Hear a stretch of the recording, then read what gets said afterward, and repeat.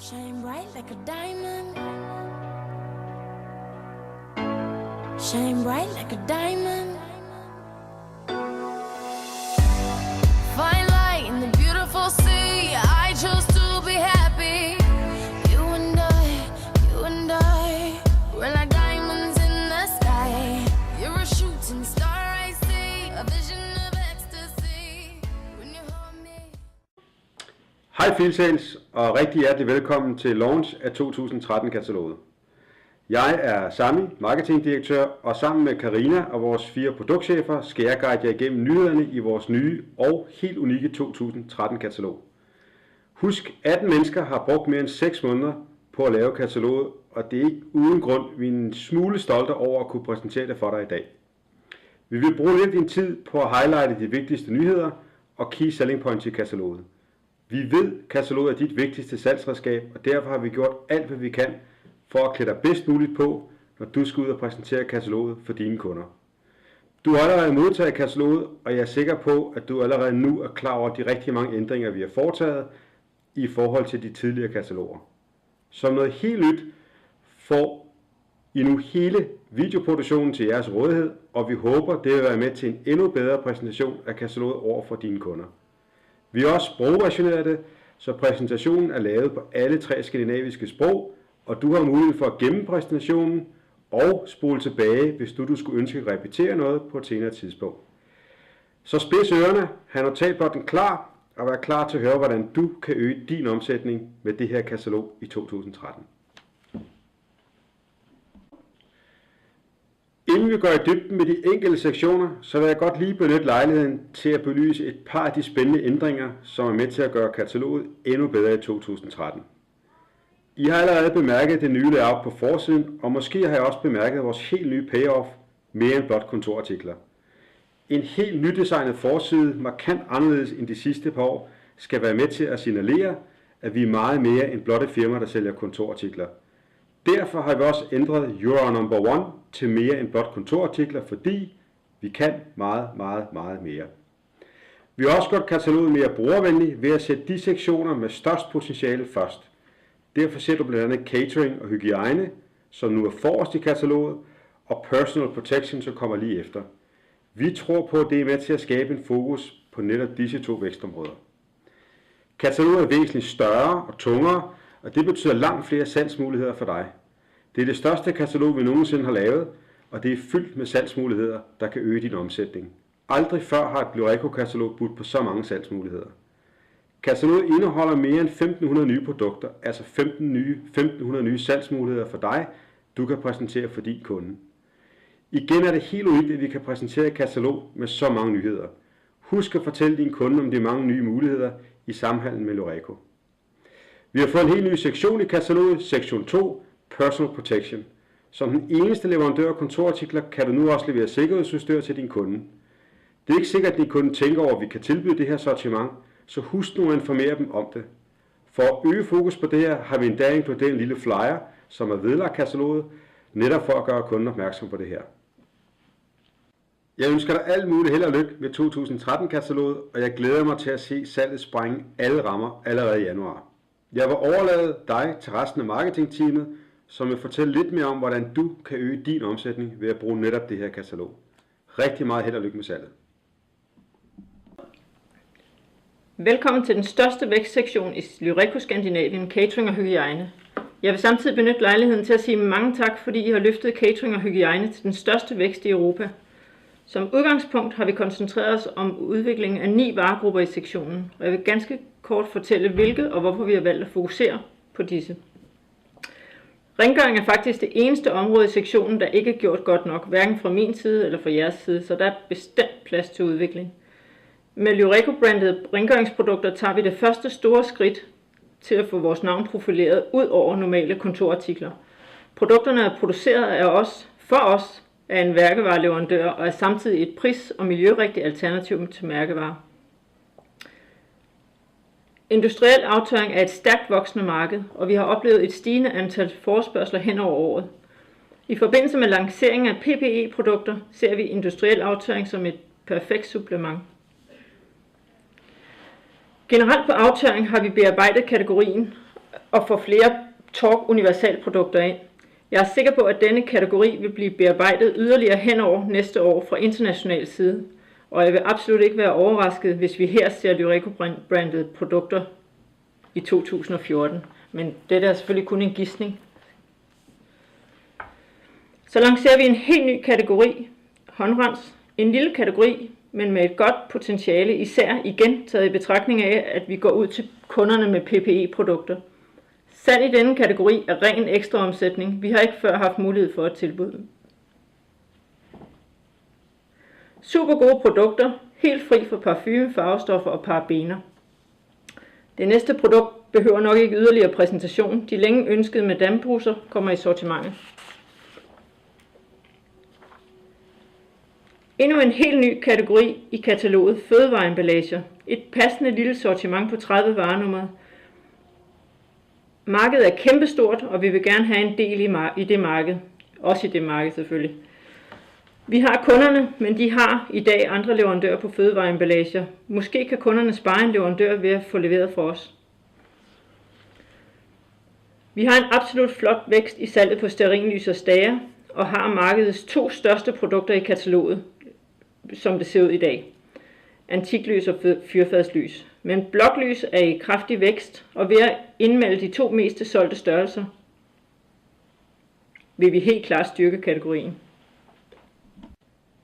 Glattejern og føntørrer. Nu sidder I sikkert og tænker på, at nu er det slået helt klik for produktteamet, og det er det måske også. Men ikke desto mindre ses der altså en stigende efterspørgsel på produkter til medarbejdere på farten, så I vil hen over årene se en forsigtig udvikling af det segment. På trods af ustabile og stærkt stigende råvarepriser har vi i løbet af de sidste par år fået super godt fat i kaffemarkedet. Men kundernes interesse for os i denne kategori har fået os til at indse, at vi har nogle mangler, specielt på det svenske og det norske marked. Derudover har vi øget sortimentet inden for helbønnekaffe, som er den kategori, som ser en størst vækst i markedet. Inden for kaffemaskiner og elkedler har vi i 2013-kataloget meldt en helt ny mærke ind, Russell Hobbs. 2 serier, hvor vi dækker både prisbillig og mellemprissegmentet. Derudover forsøger vi at liste en brødrister og en blender i kataloget. Vi har ikke nogen forkromede markedsanalyser, som ligger til grund for disse 2 indmeldelser, men de fuldfører serierne. Sidst men ikke mindst tager vi Dolce Gusto ud af kataloget og erstatter den med Tassimo. Vi beholder selvfølgelig kapslerne til Dolce Gustoen. Velkommen til sektion 2, som er PPE. Min strategi på denne sektion er helt klar. Jeg vil have, at vi sammen i Skandinavien bliver topperformer nummer 1 i Lyreco-koncernen. Men det kommer til at kræve en masse af arbejde, både for mig og for jer i løbet af de næste år. Dels skal vi kende vores kunders behov, og vi skal tilpasse vores sortiment, og vi skal kende vores konkurrenter og finde vores plads i markedet. Jeg skal ikke trætte jer med yderligere at fortælle, hvilke produkter der kommer i sektionen, for det ved I jo allerede. Jeg vil bare nøjes med at sige mange tak, fordi I tog jer tid til at være med under træningen. Det er første skridt mod målet. Velkommen til sektion 3, den tidligere sektion 1. Vi har i år valgt at udvide sektion 3, den tidligere sektion 1, med rigtig mange sider. Vi starter ud med USB-nøgler. Her har vi fået et nyt brand ind, der hedder MTech, som er den nye pricefighter i sektionen. Vi har taget flere sjove, dyre versioner ind, sådan noget Angry Birds og krokodiller og dinoer ind, så der er lidt sjovt til de mindre kunder.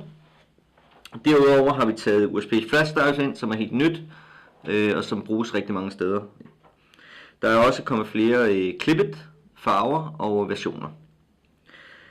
Derudover så har Logitech tilbage i kataloget.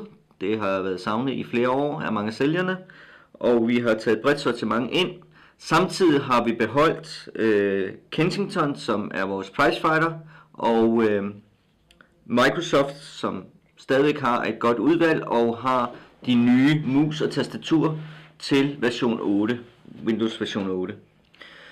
I monitorafdelingen der har vi taget BenQ ind, som er 2 lidt billigere produkter end Samsung, som vi stadigvæk har beholdt, men stadigvæk en god kvalitet. Derudover har vi udvidet med 7 sider til iPod, iPad, Samsung Galaxy, tablets, tilbehør i alle mulige versioner af tilbehør, lader, omslag, you name it. Derudover så er der en USB, som er helt revolutionerende til iPad, iPod og en blodtryksmåler. Meget spændende. Vi har valgt at flytte, eller Group har valgt at flytte printer til den nye sektion 3 her. Og af nyheder har vi listet Canon i år, som er helt nyt. Brother kommer med en ny revolutionerende printer til iPrint AirPrint, hvor du kan via din smartphone frem og tilbage. Vi har en mobil scanner og en mobil printer. Til sidst har vi også flyttet taskerne til sektion 3, og af nyheder er der selvfølgelig masser af nye computertasker, som er optimeret, og vi har fået en ny rejsetaske ind. Tak for i dag. Velkommen til sektion 4, den tidligere sektion 2. Som I alle ved, så er det toner i enhver art, og i år har vi så valgt at udvide med deltoner for at prøve det af og se om der er et potentiale i dette. Jeg ved, at I alle sammen savner tonerguiden, og jeg vil love jer, at den bliver lavet i år. Der vil desuden blive udviklet en hjemmeside, hvor I kan gå ind og søge på alt samt se priserne, jeres tarifpriser og margin classes, samt hvilke printer kunderne tidligere har brugt det, så I kan se, hvis de skal have en ny printer, og toneren skal passe til stadigvæk. Tak. Velkommen til sektion 5, den tidligere sektion 3. Som jeg tidligere har informeret om, så har vi flyttet alle printerne fra sektion over til den nye sektion 3, men til gengæld har vi fået alle projektorerne ind fra den tidligere sektion 12. Og der er selvfølgelig nogle nye projektorer, og vi har udvidet sortimentet. Vi har valgt i år at sælge fastnettelefoner, både trådløse og med ledning, da vi har fundet, at der er et stort potentiale for det i markedet. Derudover så har vi 2 nye modeller af Canon strimmelregnere ind, som er de mest solgte i Skandinavien. Og der er både et i den høje ende og et i den lave ende, så der er til alle kunder. Til sidst så har vi valgt at udvide Auto Plus-serien på Maculator og har taget 3 nye modeller med. Et til filsals til 60 sider og et til de større på 750 sider. Tak for i dag. Velkommen til sektion 6, som er den tidligere sektion 4. Vi er ude i mærkning, skiltning og etiketter. Det mest signifikante i sektionen er, at 3M-label vil udgå til næste år. Således vil der kun være Avery-labels i kategorien. Hvis vi starter med tekstmaskiner, er der kommet en ny innovativ maskine fra Dymo. Det er en fortsættelse til den populære Dymo PNP, som kom på markedet i 2010. Den nye maskine hedder Dymo PNP Wireless og fungerer som en trådløs etiketskriver. Den kan anvendes selvstændigt eller sammen med en del andre netværk. Maskinen kræver ingen installering, det er bare at tænde den, og så opfanger computeren selv signalet. Vi fortsætter til etiketskriver med Brother QL Writers. Det er en ny innovation, som er kommet på markedet for Brother, hvor etiketskriveren fungerer med en smartphone-app. Den kommer i en QL700, som er plug-in via USB, og QL720, som er trådløs med netværk. Vi fortsætter i sektion 6 med et nyt produkt fra Avery, som hedder Business Builders. Business Builders er perfekt til små, mindre selvstændige erhvervsdrivende, som selv kan designe deres skilte, deres QR-koder osv. Durable fortsætter produktudviklingen på deres succes på Megaframes.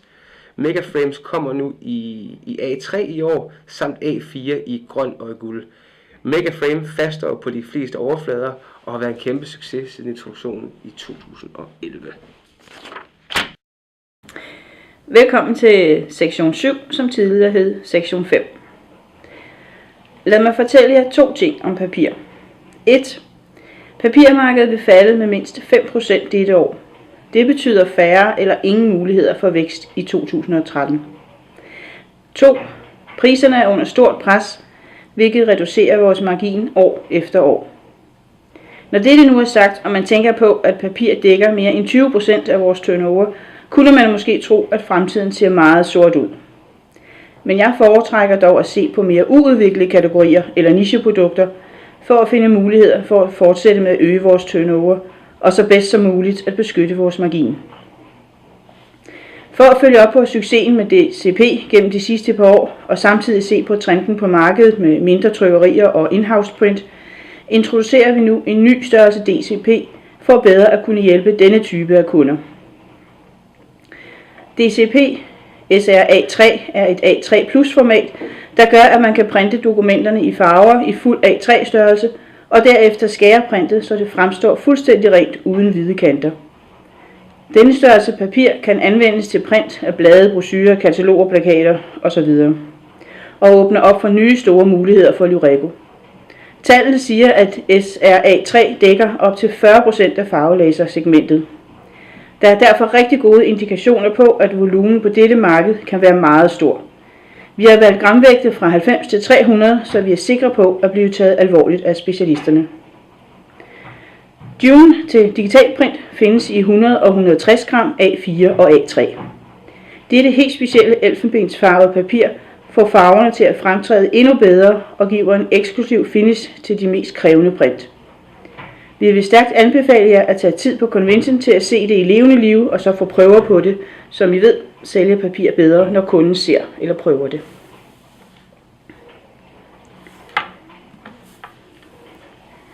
Da 75 gram bliver mere og mere populær med det stærke miljøvenlige fordele og den lavere prisplacering end standard 80 gram, tilpasser vi nu vores sortiment.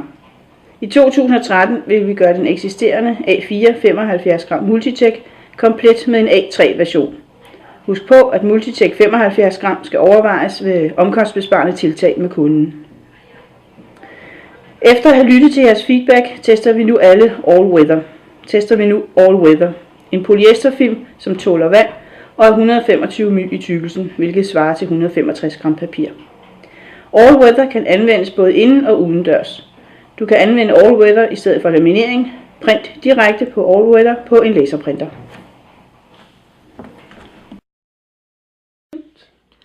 Velkommen til sektion 8, den tidligere sektion 7. Der er ikke sket de helt store ting i den her sektion, da det er en stabil sektion, som sælger rigtig godt.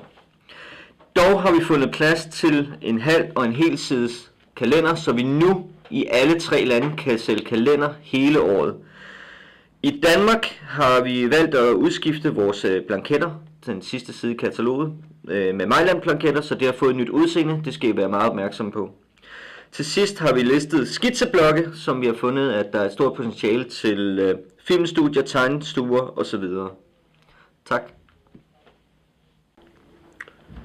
Velkommen til den tidligere sektion 8, nu sektion 9, som er skrivematerialer. Vi indleder med et nyt produkt fra Staedtler, som er Staedtler Digitalpen. Digitalpennen lagrer dine håndskrevne notater digitalt. Med pennen kommer en device, som man fastsætter øverst på papiret. Når man skriver, genkender devicen din håndskrift, så man bagefter kan sætte den til sin computer via USB, og man således kan samle alle håndskrevne notater, for eksempel en gruppe på 10 mennesker. I den nye sektion 9 finder vi også en smartball fra Stabilo. Den har en enhed i enden til at klikke på smartphone, og i den anden ende fungerer den som en normal kuglepen. Smartballen har ergonomisk greb og fungerer både til højre og venstrehåndet. Uniball cementerer deres position som den ledende i rollerball-segmentet med Uniball Needle Rollerball. Rollerballen har en ny teknologi, som sikrer præcis kontrol af blæktilførselen.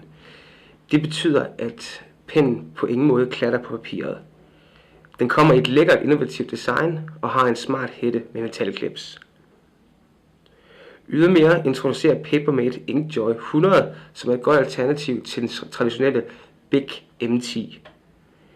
Inkjoy 100 skriver, som kroppen indikerer.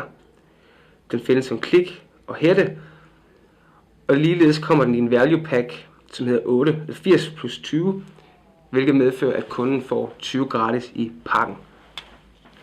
Vi introducerer også en drawing pen fra Artline. For første gang i Lyrecos historie har vi nu en drawing pen i vores katalog. Den er ideel til illustrationer og grafisk design og kommer i 9 varenummer fra 0,1 mm til 0,8 mm. Afslutningsvis har vi Stettler mobilkontor nu i et lækkert sort design.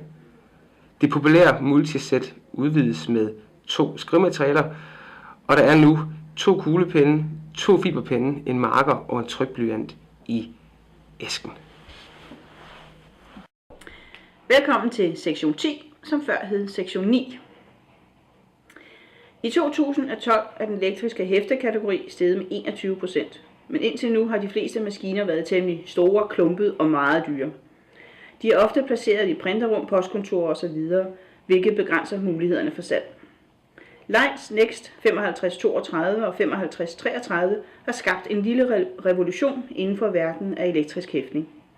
Begge Lights hæftemaskiner har samme størrelse som en almindelig hæftemaskine og er ikke meget dyrere.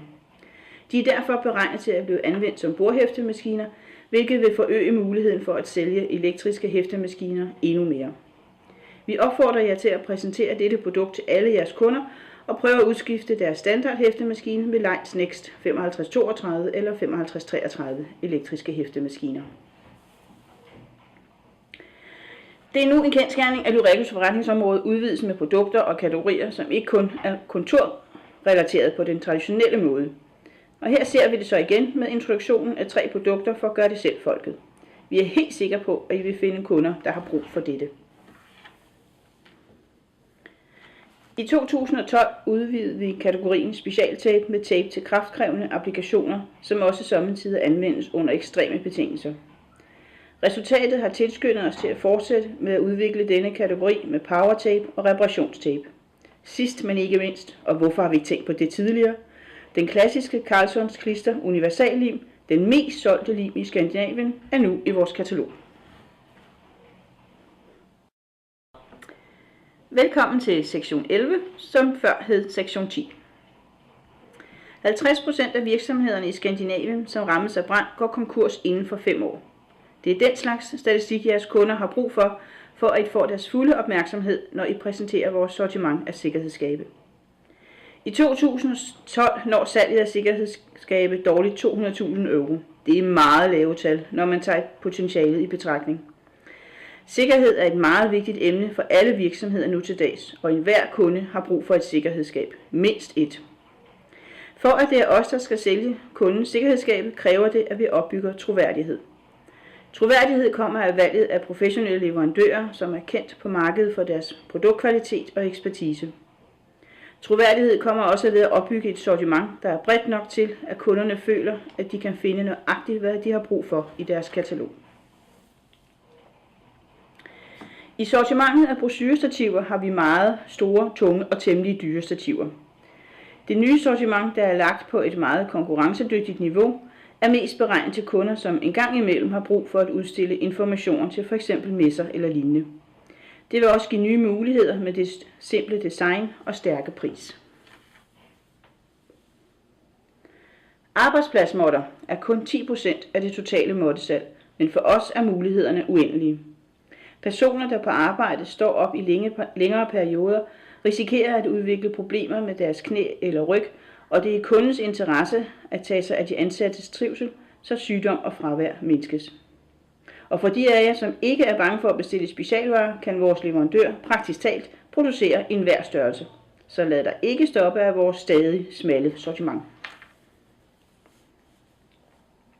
Vi mente, der var et behov for at forny konferencemappe-kategorien. Vedo Accento er klassisk og elegant. Den findes i 3 farver og vil bringe et frisk pust ind i kategorien. En mere moderne tilføjelse til kategorien er Vedo Elegance Organizer, et meget komplet værktøj til brug med iPad og andre tablets på en professionel måde. Da vi ser en hurtig udvikling af tablets til professionel brug, kan denne type produkt være meget anvendelig og succesrig. Velkommen til sektion 12. Denne sektion er, efter min mening, en perfekt sammenlægning af møbler og konference. Dog lige undtaget af projekter og lærreder. De var for besværlige, så denne kategori har vi givet til Jimmy. Lysterapi. Flere af jer vil nok genkende produktet fra detailhandlen. Der er nu udviklet en kontormodel, lidt mere kompakt end den vi kender, så hvorfor ikke få vinterdepression ud af kontorerne også? Så kommer der en helt ny lampeserie fra CEP. Lamperne passer til skrivebordsserien fra samme leverandør i sektion 11. Og så er de absolut prisrigtige. Velkommen til sektion 13 præsentation. Sektionen er en af de sektioner, som er blevet voldsomt ramt af den digitale revolution. Således har vi valgt ikke at udvikle den her sektion så meget. Det betyder, at der ikke er så mange nye produkter på bedding. Inden for spiralindspændingsmaskiner ser vi en udskiftning. De populære Cusar 500, Pulsar 300 og Star 150 udgår med 3 nye modeller. Vi rykker videre til Chatex og lommer, hvor vi har 6 nye lommer fra Esselte i en ekstrem høj kvalitet. Lommerne skal primært anvendes til at sætte op for vores private label, som eksisterer på mange kontrakter i dag. Desuden kommer der en konferencemappe for Exacomta. Langt og længe har man nu muligheden for at gøre sin konferencemappe personlig, hvor man via internettet kan kreere sin egen personlige indstik til konferencemappen. Desuden er der mulighed for at justere håndtagene. Velkommen til sektion 14, arkivering. Såvel som sektion 13 er sektion 14 ligeledes ramt af den digitale revolution. Vi oplever, at flere og flere mennesker på kontorerne arkiverer elektronisk. Derfor har vi ikke valgt at fokusere så meget på den her sektion i 2013, hvad angår produktudvikling. Vi ser dog en smule inden for især kasseaktivering, hvor vi har den nye Earth Series arkiveringsbokse fra Fellows. Boksene er fremstillet i 100% FSC-certificeret genbrugskarton og kommer i 6 forskellige størrelser.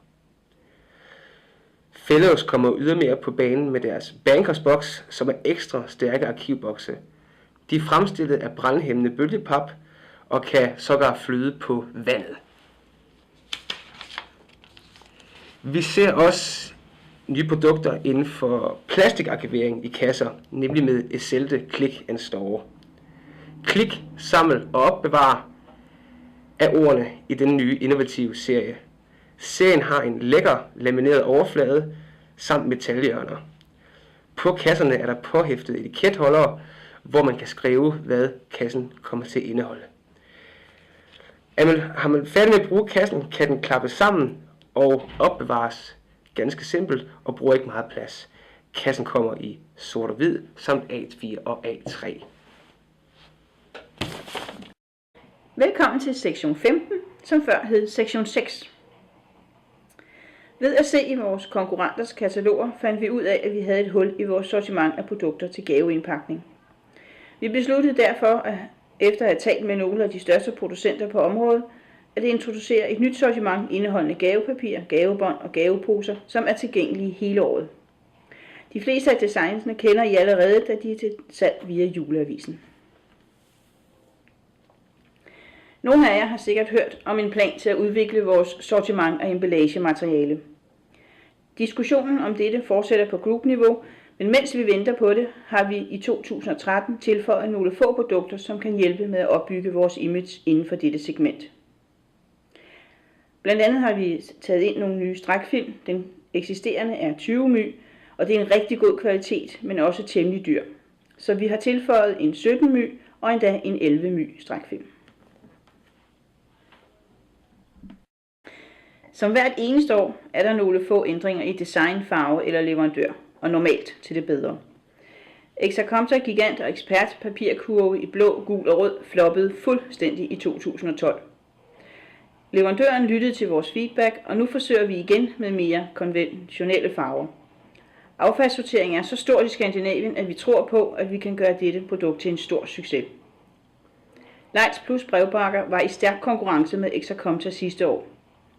Exacomtas design er næsten det samme og i samme kvalitet, det er Blaue Engel certificeret og billigere.